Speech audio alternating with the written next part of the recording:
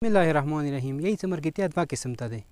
یو ورته مرګتیا دا شوی چې انسان خیل یاري باندې رونوي، یو ورته مرګتیا دا شوی چې انسان بد یاري باندې رونوي. خو یو کس یو مجتهد عظیم مجتهد آیت الله قاضي چې د امام خمیني استاد تیر شوی دی، ډیر عظیم شخصیت وو. حتی ایرپان باندې دغه کتابونه شته دي. هغه یو مرګلی وو، هغه لوفار وو. کله چې آیت الله قاضي مسجد نه درس ختم کړ وتلی، دغه لوفار کوم کاس وو چې دا به اوس یې څټه راوتلو، هغه قاضي پسې په څټه هره ورځ روان وو. وخت تېرېدلو د دغه لوفار کاس او د آیت الله قاضي دوستۍ جوړه شوله.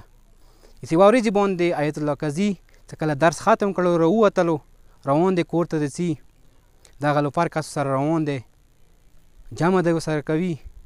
آیت الله قاضي نه پوښتنه وکړه چې ته ما مرګلی بولې، چې ته ما مرګلی، ته مانې ګران یې، زه ته یوه خبره کوم، آیا ته ما یوه خبره منې؟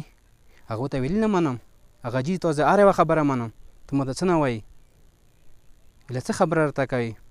ویله نن شپې اذان نیمه ګټه مخکې پاڅېږه، صرف 2 رکعته شب نماز شب وکړه. هغه ورته هېڅ هغه صاحب دا کارونه مانې مه کوه. ویله خیر دی، تاسو ما مرګلی بولې؟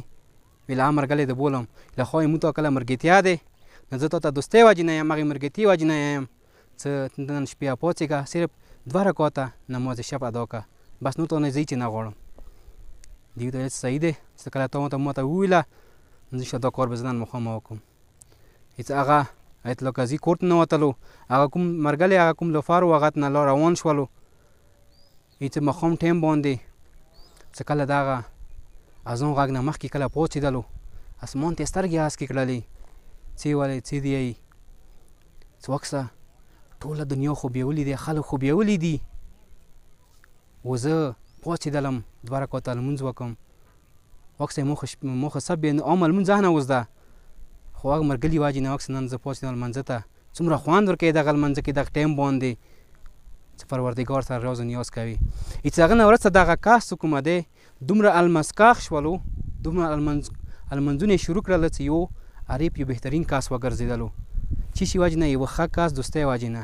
اوس را څو سترګې وغړوو چې یوه انسان یوه مجتهد سره یوه عارف سره دوستۍ وکړله، دغه مقام ته یې ورسولو چې هغه اوس یوه درجې ته ورسېدلو. که چیرې موږ تاسې اهل بیتو سره، امام حسین سره، امام علي سره، امام مهدي علیه السلام سره دوستۍ وکړو، موږ تاسې به کوم مقام ته ورسېږو. والسلام علیکم ورحمة الله وبرکاته.